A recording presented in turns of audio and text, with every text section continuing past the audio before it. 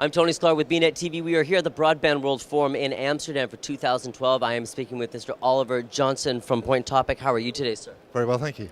Excellent. Listen, for all the people out there in bnetTV land, why don't you give us a brief overview of Point Topic and what you're doing here at the Broadband World Forum? Point Topic, broadband analyst company, founded in 1998. And essentially we do global statistics, geography of broadband, that sort of thing. So at the Broadband Forum, World Forum, this year, we've just finished a project for the European Commission, and we've been looking at the broadband coverage in Europe at the end of 2011. So we surveyed all the ISPs, talked to all the regulators, did a lot of research, went out to all these countries, tried to find out exactly what sort of broadband is present in Europe. And this is, quite an important thing. There's a digital scorecard, a digital agenda to try and meet, and so we're contributing to that for the European Commission. So I'm pretty interested if you can give us some highlight stats. Over 95% of the EU 27 is covered by what they call standard broadband, so that's basically some sort of DSL, copper delivery, fixed elements. Only about 50% so far is super fast, categorized as 30 megabits and above.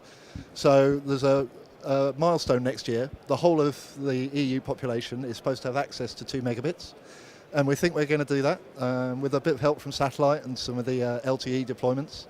So that's quite an achievement.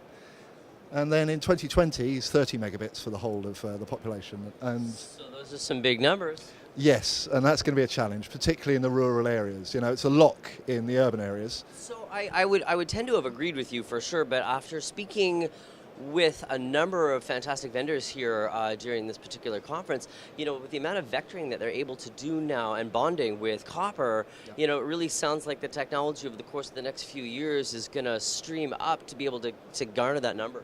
Yeah, you're going to get close. Those technologies are great. I mean, there's some really intelligent, imaginative people doing some great things.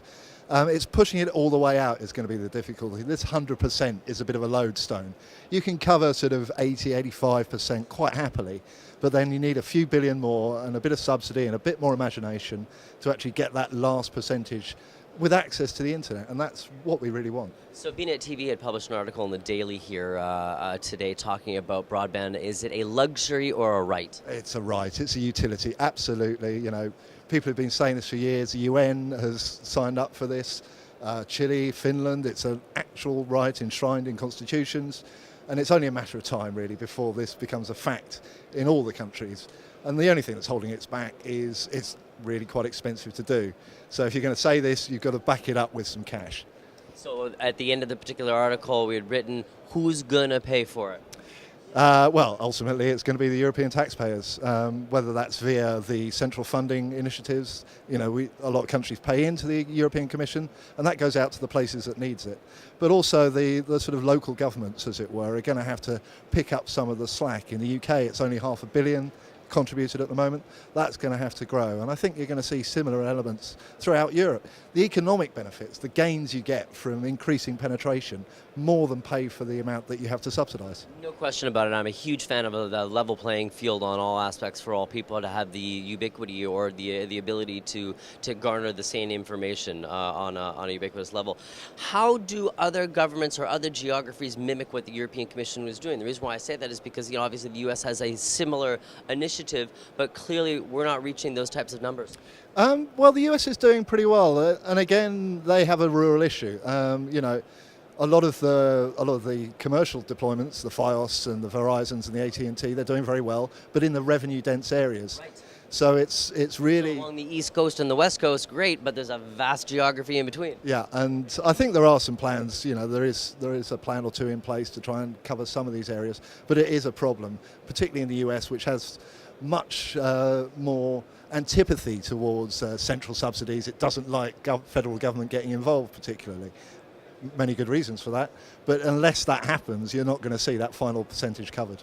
So then let's go back to the original question, which was, how is this plan going to be mimicked around different geographies outside the U.S.? So, we talked about off camera a little bit about the London Olympics and the infrastructure that inevitably came out of something like that. Now, when you look at Latin America or even Russia, Moscow, for those two particular global games that are going to transpire there, they're going to get some infrastructure. Yes, that's true. I mean, some of Latin America does have plans in place. Brazil has got quite a a strong set of objectives. I mean, how they're going to meet them isn't entirely clear yet. But it's true, Russia, India, a lot of Middle East and Africa are still quite dark holes in terms of how they're going to achieve the access to this information set. And as a market, as a country, you lose out competitively to everybody else if you don't have large percentage of your population with access. So I think we're waiting for some clarity. I think it's starting to come through. A lot of Asian nations, Vietnam's starting to get their mobile spectrum auctions just happened in Thailand. All these things contribute, but I think we need some coherence from some of these markets who are going to lag. So is there any analysts out there that you completely disagree with that are sort of on that opposite end of you're progressive on this particular nature, and there's always somebody at the opposite end of the pendulum who says no, listen, you're wrong, and you don't have to necessarily name names, that's not what I'm looking for, but sort of what are some of those differences? Well, I don't think you're going to find anyone particularly saying people shouldn't have access to the internet. Right. So I think that argument's done, at least in my head. So I would agree with you there, but maybe not as fast as, or this isn't going to happen because of monetary capex. Blah, blah, blah. No, I think that's the thing. A lot of people are very keen on fibre to the premises. Fibre all the way through. It's the gold standard. That's the future-proof way of doing it. In today's times, nobody's got any money. You can't get credit. So you have to drop that as the core objective. You can't say it has to be fibre to the premises. It has to be a mix of hybrid elements, very imaginative solutions. Urban areas are a lock, they're going to be fine, revenue dense, going to get covered. It's fibre all the way out to all these rural areas. It isn't going to happen, at least not this decade. Good point. I like to hear that. That's fantastic. But then again, as I hear from all these vendors on the floor, maybe that last mile isn't necessary for fiber. Although I know in some core areas on the East Coast where Verizon spent a ton of money through FiOS, trenching fiber, to denser populated areas. To buildings, great, it makes sense, but it was still, that doesn't necessarily they were stranding fiber right up to individual apartments. No, that's true. I mean, in the fibre to the building deployments is great. I think the downside to a lot of the copper sweating the copper is the symmetry aspect. Right. You can't get the same upstream bandwidths as you can over fibre. And that's becoming increasingly important to people. They want to upload their videos as well. Especially when the over-the-top players are, giving the data to consume, and the connected home guys are like, bring it on. Yeah, absolutely. I mean, there's going to be a lot of to and fro has to happen now, and bandwidth up is going to grow, not as rapidly as bandwidth down, but it's still going to have to be at least, 10, 20, 30 megabits up sometime in the next 10 years. And that's quite difficult to do over copper. And Oliver, finally, why is it important to come to conferences like Broadband World Forum?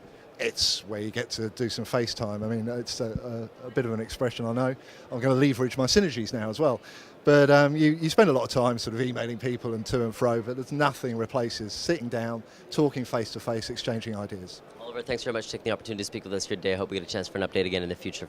Thanks, always a pleasure. I've been speaking with Oliver Johnson from Point Topic here at the Broadband World Forum in Amsterdam. I am Tony Sklar with bnetTV.